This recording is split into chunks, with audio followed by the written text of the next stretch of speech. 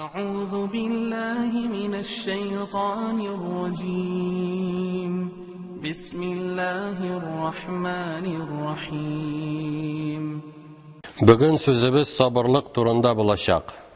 Sabırlık, ol Allah yaratkan hem riza bulgan ulu ibadetlerden.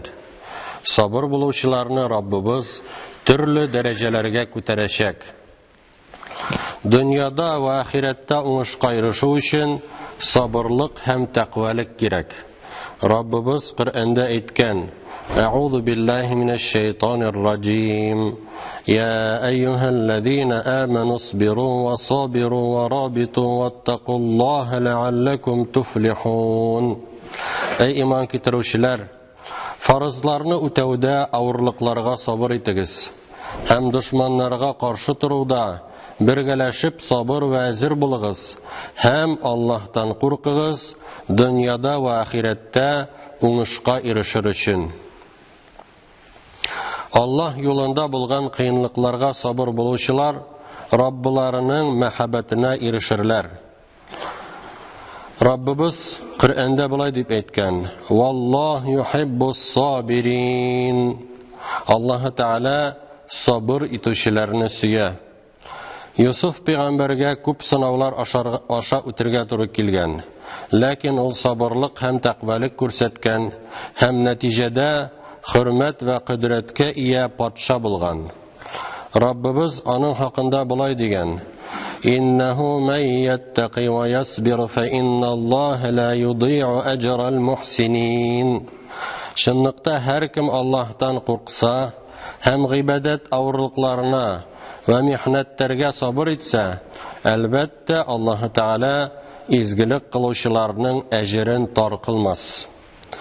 Cennetke erişu hem cehennem otu gazabından kutulu nimetine baratik sabırlar gına erişirler. Bu hakta Allah Teala aytgan: İnni cezaytuhumul yevme bima sabaru ennehum humul faizun. Şınlıkta ey müşrikler, sizning rencituvlaringizga sabır etken için mümin kıllarıma kurkem jaza cennet birirmin. Şınlıkta mana alar üstünlük tabuşular. Sabırlıkni biz gadatda ağırlıklarga tuzu dip anlaybiz. Lakin sabır etuning ma'nasi kengrek. Alimlarimiz sabırlıkni 3 türge bo'lganlar. Allah'ın emirlerine itaat etip onlarni ötevde sabır etu. Haramlardan yirak bulup onlardan tıyılıvda sabır etu. Hem aşıvlanmışa, rizasızlık belgirtmişe Allah'ın takdirine hem kazasına sabır etu. Görəbiz sabırlık 3 türlü bulayken. Sabırlıkның birinci türü Allah'a itaat etuvde sabır bulu. Müslüman kişi Allah'ın emirlerini ötevde sabır etuge muhtaç. Çünkü bizning naşarlıkka şakıruvchi nefsimiz var. Rabbimiz aytgan: İnnen nefse le'emmaratun bis-su'. Şınlıkta nefsi yavuzlukka şakıra. Nefsimiz tınışlıkni, yalqavlıkni yarata. Şunun içinde her Müslüman sabırlık bilen yardam sorap Allah'a itaat etuge muhtaç. İtaat etuvde sabırlık uzuk 3 türlü bula. Birincisi Allah'a itaat etuvden alda kılına turgan sabırlık. Bu ise niyetini dürüstlevge ve ihlaslık hem riyadan yirak buluğa kaytıp kala. Rabbimiz aytgan: İllellezine sabaru ve aminus salihati ulaike lehum mağfiratun ve ecrun kebir. İlla meger kimler ağırlıklarga sabır ettiler, hem izgi amel kıldılar, mını alarga günahlardan yarlıqav ve ulu ecir bulur. İkincisi Allah'a itaat etken vakitte sabırlık. Bu ise ihtibarsızlıktan yirak bulup, amellerini Peygamberimiz Aleyhisselam'ın sünnetine yaraşlı ravuşta kılıv deganni anlata. Üçüncüsü Allah'a itaat etkenden soň öz ameline soqlanuvdan, kişilerge maqtanıp söylevden, onlardan nersedir tilevden ve tekabürlikten yirak buluvda sabır etu. Кем изгелек кылганнан соң буларны эшләсә, гамәлләре юкка чыгыр. Шуның өчендә Раббыбыз безне мондый гамәлләрдән кисәтеп булай дигән: Я айюхаллазина аману ла тубтилу садақатикум бил манни вал ада. Эй иман китерүчеләр, миннәт кылып яки рәнҗитеп биреп садакаларыгызның савабын юкка чыгармагыз. Сабырлыкның икенче төре: харамлардан ерак булып һәм алардан тыелып гөнаһларга сабыр итү. Дөнья байлыкларының ишеге ачылу кешегә зур сынау булып тора.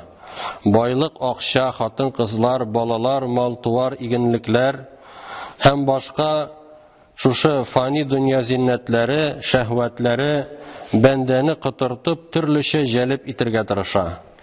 Моны шушы дөньяның кылы булмас өчен дә безгә сабырлык кирәк. Сабыр итеп гөнаһлардан тыелучылар кыямәт көнендә Аллаһның рәхмәт күләгәсе астында булырлар. Ничек дәрәҗәле һәм матур хатын зина кылырга чакырган вакытта инни ахафуллаһ, чынлыкта мин Аллаһтан куркам дип әйткән кеше кебек. Бу хакта ике сахихта Абу Хурайра радиллаһу анһудан риваят кылынган хадистә әйтелгән. Сабырлыкның өченче төре Аллаһның тәкъдиренә һәм казасына сабыр итү. Бер кемдә төрле бәла казалардан, кайгы хәсрәтләрдән, ширләрдән качып котыла алмый.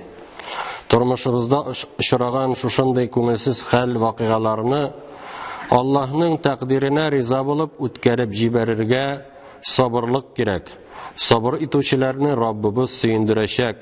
Ничек Коръәндә әйтелгәнчә: وَلَنَبْلُوَنَّكُمْ بِشَيْءٍ مِّنَ الْخَوْفِ وَالْجُوعِ وَنَقْصٍ مِّنَ الْأَمْوَالِ وَالْأَنفُسِ وَالثَّمَرَاتِ وَبَشِّرِ الصَّابِرِينَ الَّذِينَ إِذَا أَصَابَتْهُمْ مُصِيبَةٌ قَالُوا إِنَّا لِلَّهِ وَإِنَّا إِلَيْهِ راجعون أُولَئِكَ عَلَيْهِمْ صَلَوَاتٌ مِّن رَّبِّهِمْ وَرَحْمَةٌ وَأُولَئِكَ هُمُ الْمُهْتَدُونَ.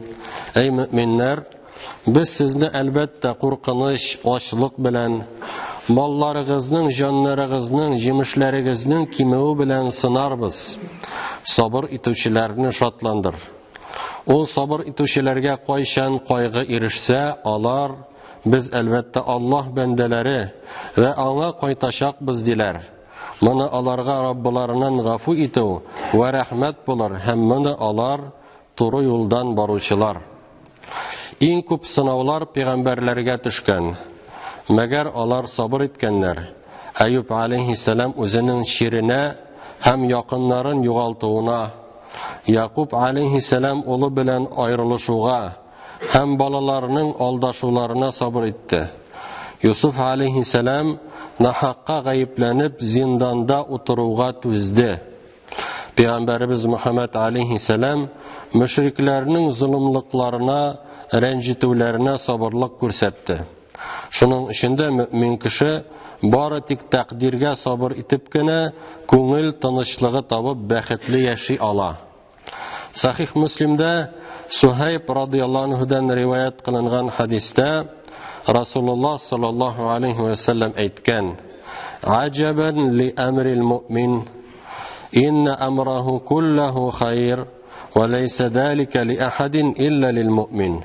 Ин асабатху саррау шакара, факана хайран лах, ва ин асабатху даррау сабара, факана хайран лаху." Бик гаҗәп мөэминнең хәле. Чынлыкта бүтән хәлләре дә аның өчен хәерле. Һәм бу нәрсә беркемдә дә юк, мәгәр мөэминдә генә. Әгәр аңа шатлык ирешсә, ул шөкер итә, һәм бу аның өчен хәерле. Әгәр аңа кайгы ирешсә, ул сабыр итә, һәм бу аңа хәерле.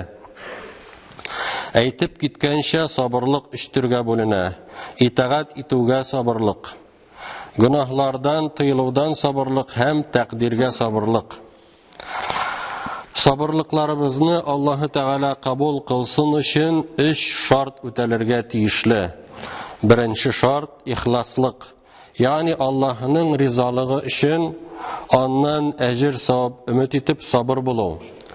Rabbimiz Al-Muddassir surasında Peygamberimizge hem barcha müminlerge emir etip aytgan: "Wa li rabbika fasbir." Hem Rabbin rizalığın için müşriklerinin jabir zulümlerine sabır et. İkinci şart kişilerge zorlanmau. Özünün ağırlıkların turunda söylep zorlanu, ol sabırlıkka karşı kile hem takdir bilen riza bolmau, aşıvlanu tuygusun barlıkka kitire. Zorlanu bilen Allah-u Teala'ga gene yönelu tiyişli. Nişik Yakub aleyhisselam ulun yugaltkandan soň zorlanu bilen Allah'a yönelgen kebik. İnnemâ eşkû bethî ve huznî ilallah. Min qaygım hem sağışım bilen Allah'a gana zorlanam degen. Yani başkaga zorlanmam, çünkü qaygılı kişiге Allah gana yardam etuşi. Üçüncü şart, sabırlık belege taruğunun evvelgi vaxtında bulurga tiyiş. Vaqt ötkenden soň sabırlık ko'rsatuning faydası yok. Şunun içinde cehennem ehilleri tüzümlük ko'rsatsalar da, bundan hiç de fayda bulmaz, gazapları kimimez. Rabbimiz aytgan: "İslauha fasbiru aw la tasbiru sawa'un alaykum innema tujzauna ma kuntum ta'malun."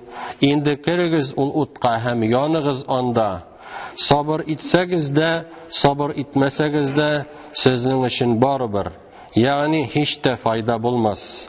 Şınlıkta siz kılgan amellerigiz üçün güne jaza alasız.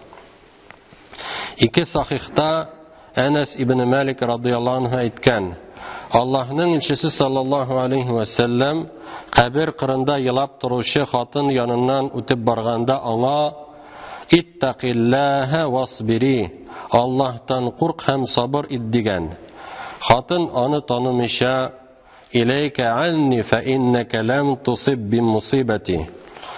Git benim yanımdan, sina bit munday qaygı kilmedi digen. Şunda hatınga bu bit Peygamber sallallahu aleyhi ve sellem digenler. Hem ol hatın Peygamber sallallahu aleyhi ve sellem'nin işigi töbüne kilgen. Lakin onun kırında işik sakçıların kurmegen. Şunda hatın indi şuşu sözlerin aytgan: "Lem a'rifuka." Min seni tanımadım digen.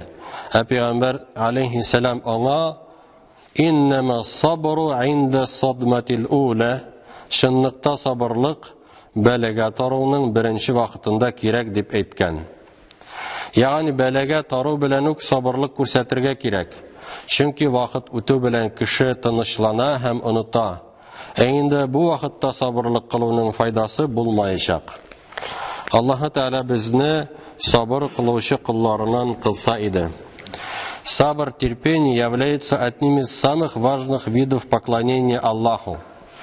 Кто проявляет терпение, добьется успеха в этой жизни и в предстоящей. Существует три вида терпения. Первое – проявление терпения в делах подчинения Аллаху. Она сама делится на три вида. Первое – терпение перед добрым делом, когда человек совершает дело с намерением ради довольства Всевышнего.